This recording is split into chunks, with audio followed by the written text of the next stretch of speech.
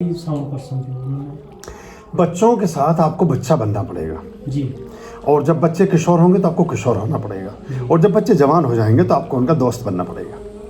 कहते ना, जब बच्चों का जूता आपके पैर में आने लगे फिर वो बेटा नहीं रह जाता, बेटी नहीं रह जाती, वो आपकी मित्र हो जानी चाहिए। और अगर नहीं हुई है तो फिर मित्रता के लिए वो दुनिया जहान में बहुत से लोगों को खोजेगी, जहाँ से बहुत सारे विकार आएंगे, बहुत सी विकृतियाँ आएंगी, बहुत सी गलत तरह की धारणाएं आपके परिवार में शामिल हो जाएंगी। जो कुछ जिस तरह का ज्ञान जो भी चीज़ें जहाँ से प्राप्त होंगी वो उनको समझेगा, सीखेगा। तो बच्चों पर हम बच्चों को टेकन फॉर ग्रांटेड लेते हैं, क्योंकि बच्चे, एक और सच्चाई है कि बच्चे प्रोडक्ट नहीं हैं, बाई प्रोडक्ट हैं। बच्चे नहीं चाहिए थे, बच्चे अनायास आ गए हैं। माता पिता एक कृत्य से गुजर रहे थे, उसके प्रतिफल के रूप में बच्चों का जन्म हो गया है। लेकिन बच्चों की आवश्यकता आपको नहीं थी, तो बच्चों के प्रति एक अस्वीकार का भाव सदा सर्वदा चलता है। हम बच्चों में, फिर मैं बहुत सारे परिवारों में देखता हूँ, फिर अगर इसका आपसे संबंध नहीं, कॉमन बात कर रहा हूँ, बच्चों में अगर एक मेल चाइल्ड है और एक फीमेल चाइल्ड है, उनके बीच लोग पक्षपात करते हैं। जी।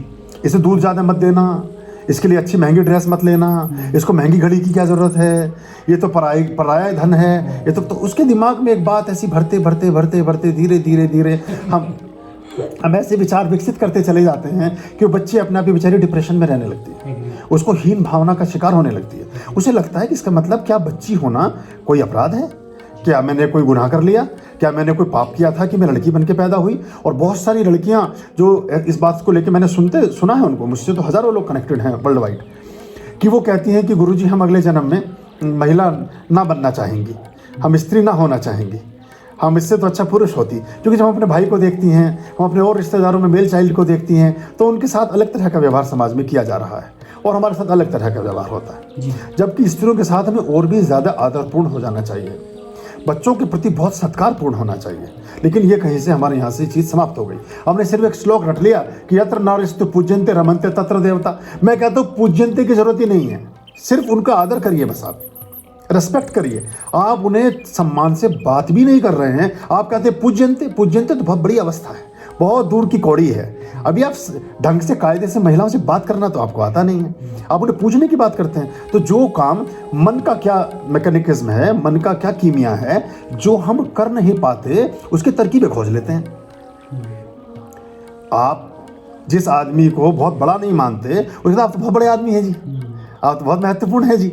आप महत्व उसका समझते होते तो आपका एक एक्ट इस बात को बता रहा होता कि आप उनको कितना महत्व समझते हैं।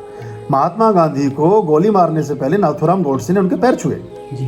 वो सम्मान नहीं था, वो अपमानजनक पैर छूना था, उसके बाद गोली मार दी। तो कई बार जरूरी नहीं कि बहुत जो सम्मान दिख रहा है वो सम्मान हो ही, वो प्रायोजित होता है। और कई बार तो आदमी, मेरे पास एक व्यक्ति आते थे मॉरिशस के आश्रम में, वो दूसरे धर्म से ताल्लुक़ रखते थे।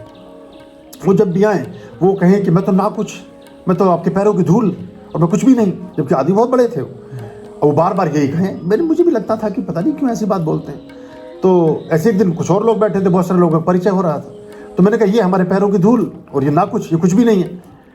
तो वो उस समय तो उनका परिचय हो गया। बाद में उससे अकेले में बोले गुरुजी आपने ये मेरा क्या परिचय कराया। मैंने कहा तुम हमेशा यही तो बोलते थे कि मैं ना कुछ और आपके पैरों की धूल और मैं कुछ भी नहीं, मैं तो बिल्कुल कुछ भी नहीं हूँ दुनिया में, ऐसा बोझ हूँ। मैंने कहा मैंने यही आपका परिचय दूसरों को दे दिया जो आप मुझे दे रहे थे। बोले नहीं, वो तो मैं इसलिए कहता हूँ कि आप मेरा महत्व थोड़ा ज़्यादा समझें, मुझे थोड़ा अधिक आदर दें और मेरे को महत्व प्रदान करें। तो मैंने कहा महत्व प्रदान अगर आप कराना चाहते हैं तो ये जरूरी नहीं है कि आप इस तरह से करें उसको। तो अधिकांशतया तो विनम्रता, अत्यधिक विनम्रता भी एक तरह के अहंकार का ही आवरण ओढ़ कर आती है। अत्यधिक विनम्रता भी एक तरह का पाखंड है। आर्यं शरणं शुभमस्तु, संभव करणं अरमस्तु। आर्यं शरणं शुभमस्तु, संभव